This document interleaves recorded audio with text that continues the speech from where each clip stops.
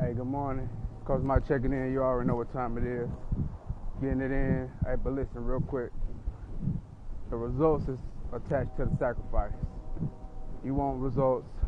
You want to get better. You want certain things. What are you sacrificing? One of the things I sacrifice is sleep. One thing I sacrifice is being disciplined. Like, yo, I would love to wake up late, do what I want to do. You know, I would love to not go to bed at a certain time. Like, it takes discipline. I got to go to sleep at a certain time. I got to get up at a certain time.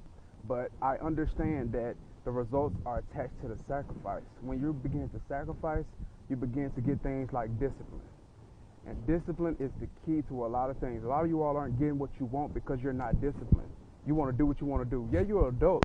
You can do what you want to do, but because you're not disciplined, you are not receiving the results you would like to have. So listen, the results are in the sacrifice. What are you sacrificing?